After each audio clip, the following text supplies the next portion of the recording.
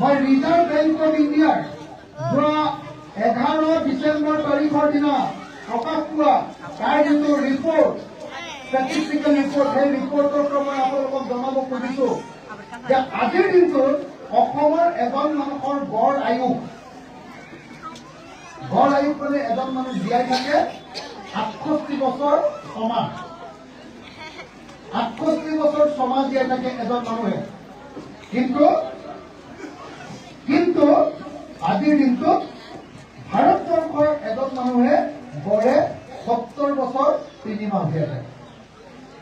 আমি ভাৰতবৰ্ষৰ আটাইতকৈ দুখীয়া ৰাজ্যবিলাকৰ ভিতৰত এখন ৰাজ্য য'ত আমি বেছি দিন জীয়াই নাথাকো।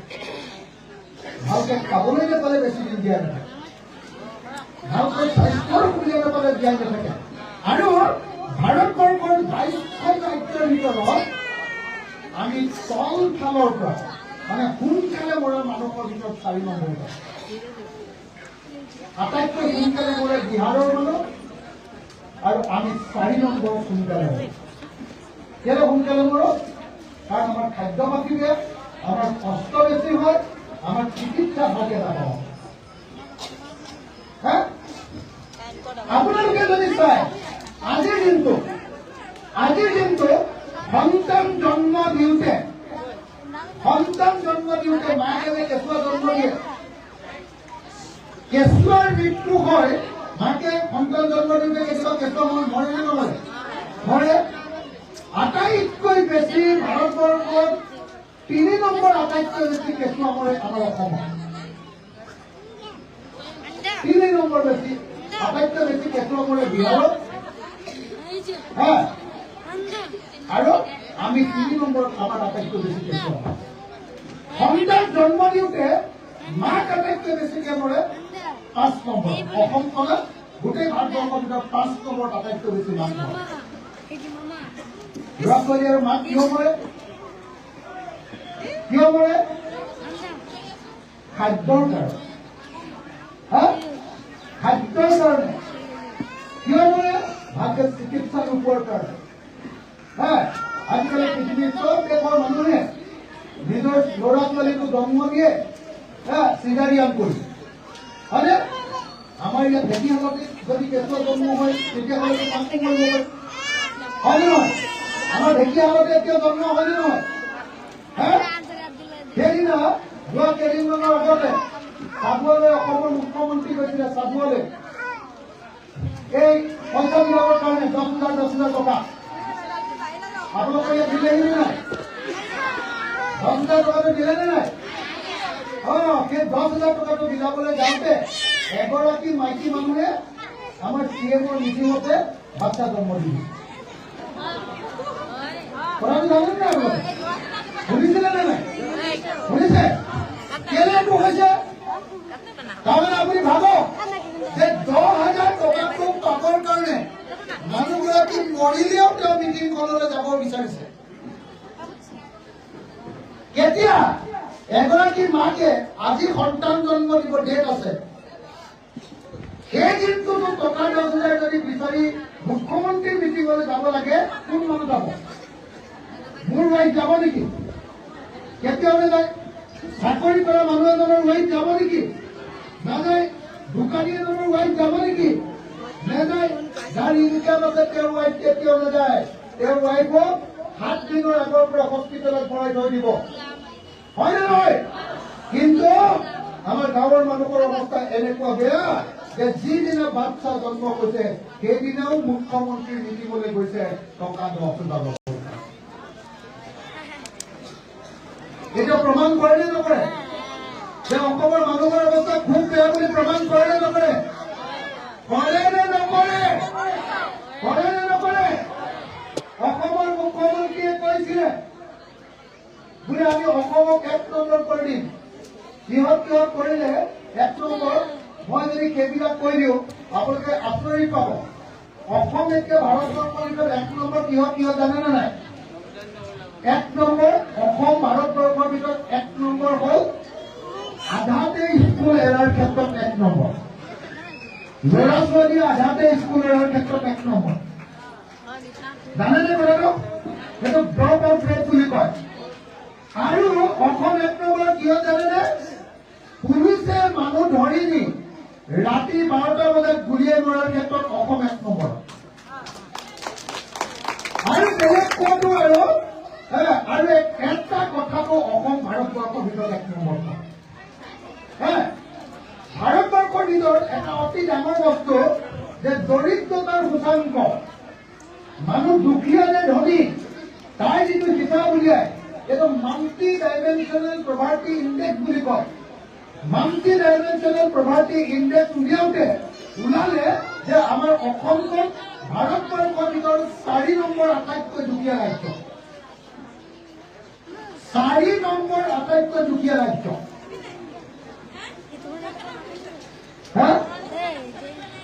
সঠিক ৰাইজ, এতিয়া মই আচল কথাবিলাকলৈ আহিব খোজো।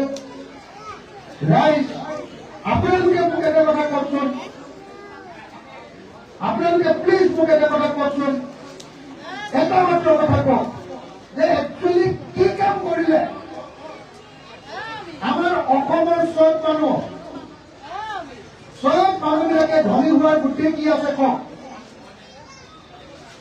কি কৰিলে আমি প্ৰত্যেকটো পৰিয়াল ধনী হ'ব পাৰিম? কি কৰিলে আমাৰ প্ৰত্যেকটো পৰিয়ালে অৰুণোদয় 1250 টকা নহলেও চলিব পাৰিম? কি কৰিলে চৰকাৰৰ পৰা 10,000 টকা নহলেও আমাৰ প্ৰত্যেকগৰাকী মহিলা আমাৰ ধনী হ'ব পাৰিব? আপোনালোকৰ মতে কি কি কাম কৰিলে এই কামটো কৰিব পৰা যাব? কি কৰিব লাগিব? কি কৰিব লাগিব? কি কৰিব লাগিব? কিন্তু তাৰ আগতে মই এটা কথা কৈ লওঁ দেই, মই কিন্তু অৰুণোদয় আঁচনিখনৰ বিৰোধিতা নকৰো। বৰং উল্টা কথাটো হ'ল যে অসম বিধানসভাত এইবাৰ মই মুখ্যমন্ত্ৰীক সন্মুখত ৰাখি কৈছো যে মুখ্যমন্ত্ৰী ডাঙৰীয়া, আপুনি ইলেকশ্যনৰ সময়ত স্পষ্টকে কৈছিলে যে অসমৰ প্ৰত্যেকগৰাকী মহিলাক অৰুণোদয় দিম, কৈছিলে নে নাই? মই কৈছো তেওঁক যে এতিয়া অসমৰ গাঁৱৰ 50গৰাকী মহিলাইহে অৰুণোদয় পায়, 50গৰাকীয়ে নাপায়, হয়নে নহয়? মই মুখ্যমন্ত্ৰীক কৈছিলো যে আপুনি অৰুণোদয় এটা পৰিয়ালত এগৰাকী মহিলাক আপুনি অৰুণোদয় দিম বুলি কৈছিলে 3,000 টকাকৈ, কিন্তু দি আছে 1250 টকাকৈ। এইবাৰ মই মুখ্যমন্ত্ৰীক ধৰিছিলো যে আপুনি এইবাৰ নিৰ্বাচনৰ আগত অসমৰ সকলো মহিলাকে অৰুণোদয় দিয়াৰ ব্যৱস্থা কৰিব লাগে। তেখেতে কৈছিলে যে অখিল গগৈয়ে মোক বৰ ভাল বুদ্ধি দিছে, মই এইটো যদি দি দিওঁ তেতিয়াহ'লে চব কংগ্ৰেছীবিলাক আহি যাব, এনেকে কৈছে। গতিকে মই অখিল গগৈৰ বুদ্ধিটো লওঁ। মানুহটোৰ ছয়তান বুলি আপুনি জানেই, জানে নাই? এনেকুৱা ছয়তানি কথা কৈছে। মই কৈছিলো যে এইবাৰ প্ৰত্যেকটো অৰুণোদয় 1250 টকা নহয়, 3,000 প্ৰত্যেকগৰাকী মহিলাকে দিব লাগিব। তেওঁ কৈছে যে আপুনি 3,000 বুলি যেতিয়া কৈছে, মই অহা 1 জানুৱাৰীৰ পৰা 3,100 টকাকে দিম। মোকতো ওপৰত থাকিব নহয়, বুজা নাই? একদম ছয়তানি মানুহটো, বুজা নাই? মই অৰুণোদয় বিৰোধিতা নকৰো দেই। মই ভাবো যে অৰুণোদয় পাব লাগে। আৰু কাইলৈ যদি মই চৰকাৰ কৰো, কাইলৈ যদি চৰকাৰত মই থাকো, তেতিয়াহ'লে আকৌ মই অসমৰ প্ৰত্যেকগৰাকী মহিলাক অৰুণোদয় দিম, খাটাম। আৰু সেই অৰুণোদয়টো মই 1250 টকা নহয়, মই পাৰিলে 5,000 টকাকে দিম। আৰু অকল অৰুণোদয় মহিলাবিলাকক নহয়, প্ৰত্যেকজন বৃদ্ধ মানুহ, পুৰুষ আৰু প্ৰত্যেকজন ফিজিকেলি চেলেঞ্জ, বিশেষভাৱে শাৰীৰিকভাৱে বিশেষ সক্ষম মানুহকো মই 5,000 টকাৰ অৰুণোদয় দিয়াৰ ব্যৱস্থা কৰিম। এইটো মানে মই অকল হাতৰ খৰচ বুলি ভাবো। এইটো মই 5,000 টকাটো অকল হাত খৰচ বুলি ভাবো। হাত খৰচ। কিন্তু মানুহ ধনী ক'বলৈ গ'লে এই টকা 5,000 কেতিয়াও ধনী হ'ব নোৱাৰে, হয়নে? মানুহ ধনী হ'বলৈ হ'লে কি কৰিব লাগিব? 5টা কাম আমি কৰি দিম। মই যদি কোনোবা দিন অসমৰ মুখ্যমন্ত্ৰী হওঁ, মই যদি কোনোবা দিন অসম চলাবলৈ পাওঁ, তেতিয়াহ'লে মই অসমত 5টা কাম কৰিম। 5টা কাম কৰিম। 1 নম্বৰ কামটো কৰিম যে অসমৰ প্ৰত্যেক ঘৰ মানুহ প্ৰত্যেক ঘৰ মানুহক 1 নম্বৰ মই কি কৰিম বুলি কৈছো যে অসমৰ প্ৰত্যেক ঘৰ মানুহৰ খেতি এতিয়া যে এবাৰকে কৰি আছে অসমৰ প্ৰত্যেক ঘৰ মানুহৰ খেতি মই 3বাৰকে কৰাৰ ব্যৱস্থা কৰিম। ভাল হ'বনে বেয়া হ'ব? 3বাৰ খেতি কৰিবৰ কাৰণে মই কি কৰি দিম জানেনে আপোনালোকক? 1 নম্বৰ মই প্ৰত্যেকৰ ঘৰতে পথাৰত বিনামূলীয়াকৈ পানী খেতি কৰিবৰ কাৰণে পানী দিম। মই কোনো বৰষুণৰ পানী পৰিলে খেতি কৰিব পাৰিব এনেকুৱা অৱস্থালৈ কাকো লৈ থাকিবলৈ নিদিওঁ। চবৰ পথাৰতে পাইপ দিয়া হ'ব, চবৰ পথাৰতে পানী দিয়া হ'ব আৰু কোনোবাই যদি নিজে টিউবৱেলৰ পানী উলিয়াই লয় তেতিয়াহ'লে তেওঁক ইলেক্ট্ৰিচিটিৰ কানেকশ্যন দি দিয়া হ'ব। ডিজেল বা কাৰেণ্টৰ কথাটো দি দিয়া হ'ব। সকলোৰে পথাৰত পানী। 2 এখন গাঁৱত 5খনকে ডাঙৰ ট্ৰেক্টৰ দি দিয়া হ'ব। 3বাৰ খেতি কৰিব হ'লে পথাৰত 3বাৰ খেতি কৰিব হ'লে নাঙলেৰে খেতি কৰিব নোৱাৰে। গৰুৰে খেতি কৰিলে 3বাৰ খেতি নহয়, হয়নে নহয়? কিন্তু চবেই আমাৰ ট্ৰেক্টৰ কিনিব পাৰিব জানো? নোৱাৰে। গতিকে এখন গাঁৱত 5খনকে ডাঙৰ ট্ৰেক্টৰ দি গাঁৱৰ মানুহে ট্ৰেক্টৰখন চলাই খাব লাগিব। ভাল হ'বনে বেয়া হ'ব? 3 নম্বৰ মই বিনামূলীয়াকৈ সকলোকে বা একেবাৰে কম দামত সাৰ দিয়াৰ ব্যৱস্থা কৰিম। ৰাসায়নিক সাৰ, ইউৰিয়া আৰু DAP। ভাল হ'বনে বেয়া হ'ব? এইটো দিয়া NPK বুলি কয়। NPK দিয়াৰ ব্যৱস্থা কৰিম। 3 নম্বৰ। 4 নম্বৰ মই কি কৰিম জানেনে? সকলোকে এনেকুৱা ধানৰ বা এনেকুৱা সৰিয়হৰ বা এনেকুৱা শাক পাচলিৰ বা এনেকুৱা ঘেঁহুৰ বীজ দিম যাতে সোনকালে ধানটো পকে। তেনেকুৱা সোনকালে পোৱা ধান আৰু সৰিয়হৰ বীজ দিম যাতে এডৰা পথাৰতে 12 মাহৰ ভিতৰত 4টা খেতি উঠি যাব পাৰে। মই আপোনালোকক কথা দিব খুজিছো, যিদিনা মই চৰকাৰৰ শাসনৰ দায়িত্ব পাম সেইদিনাৰ পৰা 5 বছৰৰ ভিতৰত অসমৰ 1ডৰা পথাৰো কাকো পেলাই থবলৈ নিদিওঁ। যি পথাৰত 3বাৰ খেতি কৰিব তেওঁলোকৰ কাৰণে খাজনা সম্পূৰ্ণ ফ্ৰী কৰি দিয়া হ'ব আৰু যি খেতি নকৰি পথাৰডৰা পেলাই থব তেওঁলোকৰ কাৰণে খাজনা 3 গুণ বঢ়াই দিয়া হ'ব। ভাল হ'বনে বেয়া হ'ব? পথাৰ কাকো পেলাই থবলৈ নিদিওঁ। মই অসমত বছৰৰ 12 মাহে খেতি কৰা ৰাজ্যত পৰিণত কৰিম। বছৰৰ 12 মাহে খেতি কৰা ৰাজ্যত পৰিণত কৰিম। আজিৰ দিনটো আপোনালোকে যদি চাই তেতিয়াহ'লে অসমত 1 হেক্টৰ মাটিত ধান আমি এবাৰেই কৰোঁ মাত্ৰ, কিন্তু এবাৰ কৰাৰ পাছতো 7.5 বিঘা মাটিত আমাৰ ধান উৎপাদন হয়। আমি ধান পাওঁ কিমান জানেনে? 1 বিঘা মাটিত 2226 কিলোগ্ৰাম। 2 quintal 226 KG. নহয়, 22 কুইণ্টেল। আমি 7.5 বিঘা মাটিত অকল 22 কুইণ্টেল ধান পাওঁ। 22 কুইণ্টেল ধান পাওঁ। কিন্তু পাঞ্জাৱত 4বাৰ খেতি কৰে কিন্তু ধান পায় এবাৰত কিমান পায় জানেনে? 1 হেক্টৰ মাটি ধান পায় কিমান জানেনে? 44 কুইণ্টেল 28 কেজি। আমি পাওঁ 22 কুইণ্টেল, তেওঁলোকে 44 দুগুণ 44 কুইণ্টেল 28 কেজি পায়। দুগুণ। বুজিলে? তাৰমানে আমাৰ বিঘাত কিমান ধান উৎপাদন হয়? কেৱল আমার বিঘা কেমন হয়? 20 গুণ। 20 গুণ মানে হাইব্রিড হলে হয় না? নহলে 15 গুণ। যদি আমার ইয়াত 15 গুণ হয়, পাঞ্জাবত 30 গুণ হয় বিঘা। আমার ইয়াত কি করো? আমি ভালকে পথাৰত পানীও নাচাওঁ, ভালকে সাৰো নিদিওঁ, গ'লে উঠিয়াই এনেকুৱা আমাৰ খেতিটো লাভ পাম। হয় নে নহয়? মই আপোনালোকক কথা দিছোঁ, যিদিনা মই আমাৰ অসমৰ দায়িত্ব পাম, সেইদিনৰ পৰা অসমৰ প্ৰত্যেকজন খেতিয়ক আচল খেতিয়ক হ'ব। খেতিয়কজন আটাইতকৈ দুখীয়া এনেকে কঁকাল বেকা নহ'ব। অসমৰ প্ৰত্যেকজন খেতিয়কে নিজে গাড়ী লৈ নিজৰ পথাৰলৈ যাব পৰা অৱস্থা মই কৰি দিম। প্ৰত্যেকগৰাকী মহিলাই ধান যাবলৈ যাওঁতে স্কুটি লৈ যাব পৰা আমাৰ অৱস্থা কৰি দিম। প্ৰত্যেকগৰাকী মহিলা মই সঁচাকে মই এনে ধেমালি কৰি পোৱা নাই, সেইটো কৰিব পাৰি।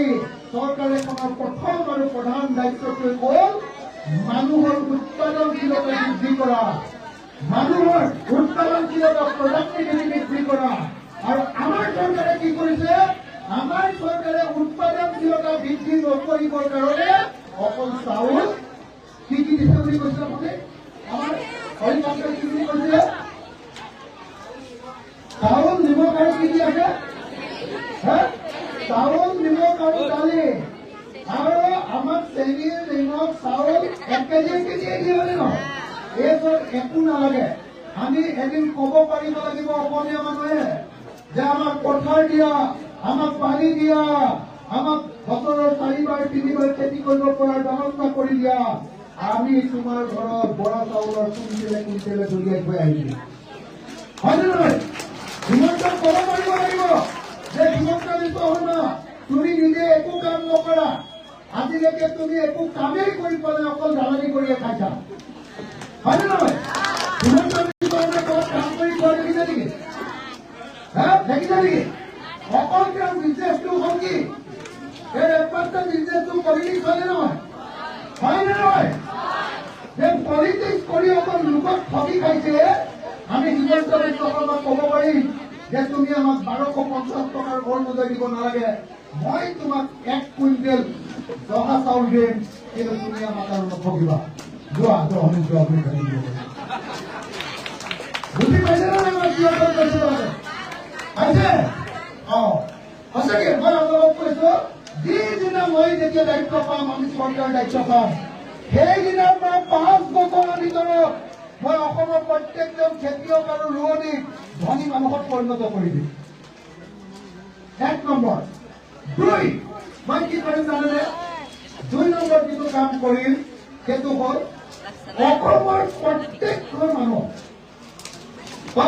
মানুহ যি খেতি কৰিলে, কিন্তু 5টা মানুহ আছে, 3টাই খেতি কৰিলে হৈ যায় কাৰণ মাটি কম, 2টাই খেতি কৰিলে হৈ যায় কাৰণ মাটি কম, আৰু 3টা এনেই ঘৰতে পৰি আছে। এতিয়া কি কৰিছে? সেই গোটেই 3টাই বেংগলৰলৈ গৈছে নে নাই? চেন্নাইলৈ গৈছে নে নাই? কেৰেলালৈ গৈছে নে নাই? কোনোবা কেৰেলালৈ গৈ অসমীয়া মানুহ ধনী হৈছে নেকি? হৈছে নেকি? চেন্নাইলৈ গৈ কোনোবা ধনী হৈছে নেকি? বেংগলৰলৈ গৈ ধনী হৈছে নেকি? নাই হোৱা। মই আপোনালোকক গেৰাণ্টি দি কৈছো, যিদিনা মই শাসনলৈ আহিম, ৰাইজৰ দল শাসনলৈ আহিব, সেইদিনাৰ পৰা অসমৰ এজনো ল'ৰা বেংগলৰলৈ যাব নালাগে, অসমৰ নিজৰ গাঁৱতে তেওঁক কাম দিয়াৰ ব্যৱস্থা কৰা হ'ব। মই কেনেকে কাম দিম? মই চবকে চাকৰি দিম। কোনো এজন মানুহে, পুৰুষে হওক বা মহিলাই হওক, মোৰ মায়ে হওক বা মোৰ পেহীয়ে হওক, মোৰ বাইদেৱে হওক বা মোৰ ভণ্টিয়ে হওক, মোৰ ভাইটিয়ে হওক বা মোৰ ককাইদেৱে হওক, মোৰ বন্ধুৱে হওক বা মোৰ পেহাদৱে হওক, মোৰ দেউতাক হওক বা মোৰ খুড়াদেৱে হওক, কোনো এজন মানুহে কাম নোপোৱাকৈ নাথাকিব। মই অসমৰ প্ৰত্যেকখন গাঁও, অসমৰ প্ৰত্যেকখন নগৰৰ বস্তি, অসমৰ প্ৰত্যেকখন বাগানৰ লাইন আৰু অসমৰ প্ৰত্যেকখন চৰ চাপৰি অঞ্চলত এটা সৰু সৰু ক্ষুদ্ৰ উদ্যোগ,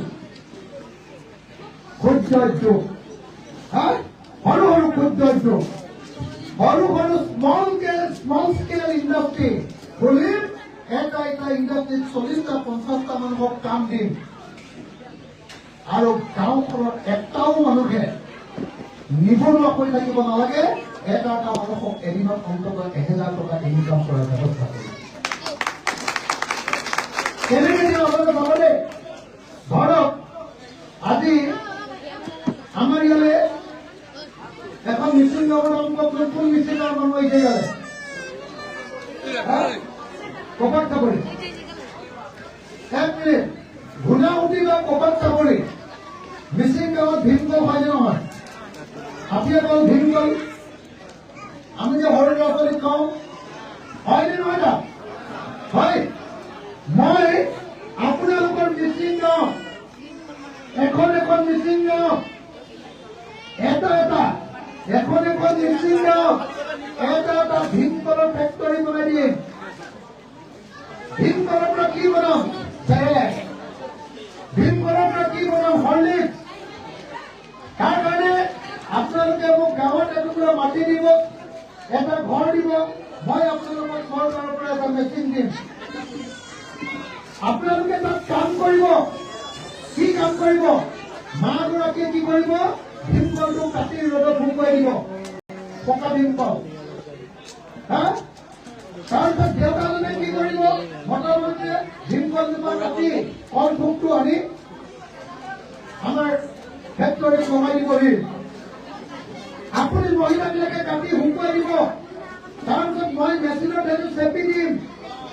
তাৰ কাৰণে ইঞ্জিনিয়াৰ লগত থাকিব, অসম চৰকাৰৰ পৰা ইঞ্জিনিয়াৰ থাকিব, আৰু তাৰ লগত আকৌ পেকেজিং কৰিবৰ কাৰণে বেলেগ মেচিন থাকিব। আৰু এনেকৈ হৰলিক্সৰ নিচিনাকে আপোনাৰ চেৰেলেকৰ নিচিনাকে আমাৰ ভীমকলৰ পৰা বেবী ফুড, ভীমকলৰ পৰা শিশু খাদ্য, ল'ৰা ছোৱালীয়ে খোৱা খাদ্য বনাই, আৰু সেই খাদ্য মই আমেৰিকাত বিক্ৰী কৰি অসমীয়া মানুহক অধ্যয়ন কৰিম। সঁচাকে ধৰিব পাৰিছে নে নাই? ধৰিব পাৰিছে? আজি মুছলমান গাঁও এখনত খুব বিলাহী খেতি কৰে। মই বিলাহী খেতিখিনি কি কৰিম? মই পোনে সেই বিলাহীখিনি চৰকাৰে কিনি লম। যেনেকে এতিয়া চৰকাৰে ধান কিনি লয়, আমি চৰকাৰে কিনি লম। কম দামত নহয়, বহু দামত, ভাল দামত কিনি লম। ভাল দামত মানে কিমান দাম? বস্তুটো উৎপাদন কৰিবলৈ যদি 5 টকা খৰচ হৈছিলে, অতি কমেও 15 টকা দামত কিনি লম। এইটোক MSP দিয়া বুলি কয় ইংৰাজীত। MSP, মিনিমাম ছাপৰ্ট প্ৰাইচ দিয়া। এনেকে কিনি লম। আৰু যেতিয়া বেংগলোৰত যেতিয়া বিলাহীৰ দাম উঠিব, আমাৰ গাঁৱত ডাঙৰ গুদাম খুলি বিলাহীখিনি ৰাখি থম। বেংগলোৰ, কলকাতাৰ, দিল্লীত যেতিয়া বিলাহীৰ দাম উঠিব, ইয়াৰ পৰা ট্ৰাকত পঠিয়াই দি দামত মই বিলাহী বিক্ৰী কৰিম। এতিয়া কি হয়? এতিয়া 1 কেজি বিলাহী আমি বিক্ৰী কৰো 2 টকা আৰু কিনি খাওঁ 80 টকা। হয়নে নহয়? মই এনেকুৱা এখন বজাৰ আপোনালোকক দিম, যিখন বজাৰত আপোনালোকৰ প্ৰত্যেকটো বস্তু দামত বিক্ৰী কৰিব পাৰিব। আৰু যদি বজাৰত বিক্ৰী নহয়, সেইটো চৰকাৰে কিনি ল'ব। আৰু চৰকাৰে এনে কিনি নলয়, সেই বিলাহীটোৰ পৰা কি কৰিব? বাহিৰৰ মাৰ্কেট দখল কৰিব। আৰু যদি মাৰ্কেট দখল কৰিব নোৱাৰে, সেই বিলাহীটোৰ পৰা আমি কি বনাম? চচ বনাম। চচ মানে জানেনে? চচটো কিহৰ লগত খায়? ৰুটি, ব্ৰেড, চাওমিন, চচ খায়নে নাই? হয়নে নহয়? এতিয়া আমাৰ ইয়াতে চচ বনাম, আপোনালোকে বনাব। আপোনালোকে খালি বিলাহী দিবলৈ আহিব লাগিব, বিলাহী কাটিব লাগিব। চচ বনোৱাৰ কাৰণে যিমান চিষ্টেম লাগিব, চিষ্টেম দি দিম। আপোনালোকে এইটো বনাব, আৰু সেই চচ আমি পৃথিৱীৰ বজাৰত বিক্ৰী কৰিম। তেতিয়াহে অসমীয়া মানুহ ধনী হ'ব। হয়নে নহয়? অকল 1250 টকা দিলে মানুহ ধনী হ'ব নেকি? হ'ব নেকি? আৰে হ'ব নেকি? নহয়, অকল 1250 টকাত কেতিয়াও অসমৰ মানুহ ধনী নহয়। অসমৰ মানুহ যদি ধনী হ'ব নালাগে, অসমৰ প্ৰত্যেকজন মানুহৰ প্ৰডাক্টিভিটি বঢ়াব লাগিব, উৎপাদনশীলতা। বুজিছেনে? প্ৰত্যেকজন মানুহৰ উৎপাদনশীলতা বঢ়াব লাগিব। মইতো ভাবো, যদি বেংগলোৰলৈ চাবলৈ মনে একদম ধুনীয়াকে শুনি লওক, যদি বেংগলোৰলৈ আমাৰ ইয়াৰ পৰা কোনোবা চিকিউৰিটি গাৰ্ড যায়ো, কিমান দৰমহা পায়? 14,000। হয়নে নহয়? 14,000 হয়নে নহয়? মই সেই চিকিউৰিটি গাৰ্ডক কি কৰিম জানে নাই? প্ৰত্যেকখন টাউনত মই চৰকাৰৰ পৰা এটা ট্ৰেইনিং চেণ্টাৰ খুলিম। তেওঁলোকক মই পুলিচৰ ট্ৰেইনিং দিম, মই তেওঁলোকক বন্দুকৰ ট্ৰেইনিং দিম, মই চাৰ্টিফিকেট দি আৰু তেতিয়া তেওঁলোকে যদি বেংগলোৰত গৈ যদি চিকিউৰিটি গাৰ্ড কৰিবলৈ যায়, এতিয়া যদি 14,000 পাইছে, তেতিয়াহ'লে অতি কমেও 40,000 টকাৰ দৰমহা পাব। কথাটো বুজি পালে নে নাই? কথাটো বুজি পালে নে নাই? আমাৰ ঘৰত যিগৰাকী মহিলাই কাম কৰে, আমাৰ ঘৰত যিগৰাকী মহিলাই কাম কৰে, তাই লেতেৰা পেতেৰাকে কাম কৰে, তাই বেছি দৰমহা নাপায়। কিন্তু মই যেতিয়া চৰকাৰলৈ আহিম, যিমান কাম কৰা মানুহৰ ঘৰত কাম কৰা মহিলা আছে, চবকে প্ৰথমতে মই সেই অঞ্চলত প্ৰথমতে ট্ৰেইনিং দিম। কেনেকে চাফ চিকুণকে কাম কৰিব, কেনেকে কম কষ্টত ঘৰটো চাফা কৰিব লাগে, কেনেকৈ ধুনীয়াকে ভাত ৰান্ধিব লাগে, মুছলমান মানুহে কেনেকুৱা খাদ্য খায়, ব্ৰাহ্মণ মানুহে কেনেকুৱা খাদ্য খায়, আহোম মানুহৰ কেনেকুৱা খাদ্য খায়, চব ট্ৰেইনিং কৰি দিম। একদম ধুনীয়া কুকুৰ নিচিনা হৈ যাব, ধুনীয়া ভাল বনাব। যেতিয়া তাই সেইটো ট্ৰেইনিং লৈ চাৰ্টিফিকেটখন লৈ যাব, এতিয়া যদি 6,000 টকা এমাহত দৰমহা পায়, তেতিয়া 15,000 টকা দৰমহা পাবনে নাপাব? পাবনে নাপাব? আমাৰ চৰকাৰে এই কামটো কৰিব পাৰে নে নোৱাৰে? পাৰে নে নোৱাৰে? আমাৰ বাহিৰলৈ গৈ আজিৰ দিনটোত পৃথিৱীত আটাইতকৈ বেছি মানুহে কামত সোমাই ড্ৰাইভাৰৰ কামত। কিন্তু ড্ৰাইভাৰ বিলাকে একো ট্ৰেইনিং চেইনিং লৈ নাযায়। মই যিদিনা চৰকাৰলৈ আহিম নহয়, অসমৰ প্ৰত্যেকখন গাঁৱৰ ল'ৰাক মই গাড়ী চলাবলৈ শিকাম, চাৰ্টিফিকেট দিম, লগত ইংৰাজী শিকাই দিম আৰু হিন্দী শিকাই দিম, যাতে সি গৈ আমেৰিকাতো গৈ যাতে ড্ৰাইভাৰ কৰিব পাৰে। আমাৰ ইয়াত ড্ৰাইভাৰ কৰিলে 15,000 টকা দৰমহা পায়, আমেৰিকাত ড্ৰাইভাৰ কৰিলে 1.5 লাখ টকা দৰমহা পায়। ভাল হ'বনে বেয়া হ'ব এতিয়া? আমাৰ কলেজৰ প্ৰফেচাৰজনে যিমান দৰমহা পায়, আমেৰিকাত গৈ ড্ৰাইভাৰ কৰিলেও সিমানেই দৰমহা পাব। আমাৰ ডিচিজনে যিমান দৰমহা পাব, মই আমেৰিকাত যিজন ড্ৰাইভাৰ কৰি দিম, সিও তাতে গৈ জাপানত সিমানেই দৰমহা পাব। ড্ৰাইভাৰজনে কথাটো বুজিছেনে নাই? বুজিছেনে নাই? এইটোক মই কি বুলি কৈছো যে 5 বছৰৰ ভিতৰত অসমৰ প্ৰত্যেকজন মানুহক মই পেছাদাৰী কৰি তুলিম। পেছাদাৰী মানে প্ৰফেচনেলিজিম নাই আমাৰ প্ৰফেচনেলিজিম নাই, একো কামতে প্ৰফেচনেলিজিম নাই। আমি যি কামে কৰো লেটেন পেটেন কাম।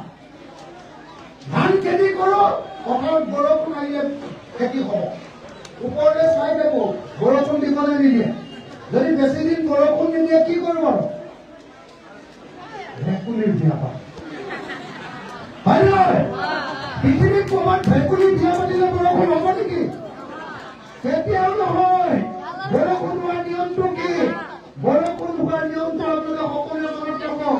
বৰষুণ হোৱাৰ নিয়মটো হ'ল এই যে ৰ'দ দিছে, ৰ'দত পথাৰৰ পানী, পুখুৰীৰ পানী, নদীৰ পানী, সাগৰৰ পানী গৰম হয়। পানী উতলিলে কি হয়, গৰম হ'লে কি হয়? ভাপ হয় নে নাই? ওপৰলৈ উৰি যায় নে নাই? তেতিয়া ওপৰলৈ উৰি যায়, ওপৰলৈ গৈ থাকিলে ওপৰলৈ বিমানে যাব, ঠাণ্ডা পায়, আৰু ঠাণ্ডা পালে সেই পানীখিনি আকৌ গোট কৰে। সেই গোট কৰা পানীখিনিকে নাম হয় ডাৱৰ। বুজিলে নাই? ওপৰলৈ গ'লে পানীখিনি ডাৱৰ হয়। ডাৱৰখিনি যেতিয়া বতাহে জোৰকে ঠেলি লৈ আহে, জোৰকে, তেতিয়াহ'লে পাহাৰ বা পৰ্বতত যেতিয়া খুন্দা খায়, পাহাৰ বা পৰ্বতত যেতিয়া খুন্দা খায়, তললৈ নামি আহি সেইটোকে বৰষুণ পৰিব। কথাটো বুজিছেনে? এতিয়া ভেকুলীৰ বিয়া পাতিলে বৰষুণ হ'ব নেকি? ভেকুলীৰ বিয়া পাতিলে পানী গৰম হ'ব নেকি? পথাৰৰ পানী গৰম হ'ব নেকি? নহয়। ভেকুলীৰ বিয়া পাতিলে পানী ডাৱৰ হ'ব নেকি? নহয়। ভেকুলীৰ বিয়া পাতিলে ডাৱৰখিনি বতাহে ঠেলি লৈ যাব নেকি? নেযায়। গতিকে এইবিলাক মিছা কথা। মই সেইকাৰণে আপোনালোকক ক'ব খুজিছো, চৰ্দাৰ ৰাইজ, যেতিয়ালৈকে বিজেপি শাসনত থাকিব, যেতিয়ালৈকে অন্য দলবিলাকক শাসনত থাকিব, অন্য দল, মই আৰু বেলেগৰ দল নকওঁ, কাৰণ অন্য দলৰ লগত আমিও এতিয়া লগ ৰাখিব লাগিব। সেইকাৰণে বেলেগ দলবিলাকৰ নামটো নকওঁ। কিন্তু মই আপোনালোকক এটাই কথা কওঁ, আপোনালোকে কংগ্ৰেছক যোৱা 70 বছৰ ভোট দিলে, ৰাইজৰ কিবা পৰিৱৰ্তন হ'ল নেকি? আপোনালোকে যোৱা কিমান বছৰ ভোট দিলে? আপোনাৰ অটল বিহাৰী বাজপেয়ীৰ দিনত 10 বছৰ আৰু এওঁৰ দিনত এতিয়া 15 বছৰ, 25 বছৰ। এওঁলোকে কিবা কৰি দিলে নেকি? দিলে নেকি? নৰেন্দ্ৰ মোদীয়ে কিবা দিলে নেকি আমাক? ভাইৰ বেহেনো বুলি কোৱাৰ বাহিৰে কিবা কৰি দিলে নেকি? ভাইৰ বেহেনো হয়নে? মই সেইকাৰণে এবাৰ আহোঁতে সুধিছিলো, বোলো মোদী ডাঙৰীয়া, আপুনি মাজে মাজে বৰ ধুনীয়াকে গামোচা এখন লৈ য়োগা কৰে, হয়নে নহয়? য়োগা কৰে, যোগ কৰে নে নাই? মই সুধিলো, বোলো আপুনি গামোচাখন লৈ যে ইমান য়োগা কৰে, আমাৰ অসমৰ আটাইতকৈ মৰমৰ মানুহ জুবিন দা মৰি যাওঁতে আপুনি এবাৰো অসমলৈ আহিব নোৱাৰিলেনে? হয়নে নহয়? আহিবলেতো নাহিলে। আকৌ মই সুধিলো, বোলো আপুনি ছিংগাপুৰ চৰকাৰৰ লগত এই এনকুৱাৰীটো ভালকে কৰিছনে নে বুলি এবাৰ খবৰ ল'লেনে? ল'লে নেকি?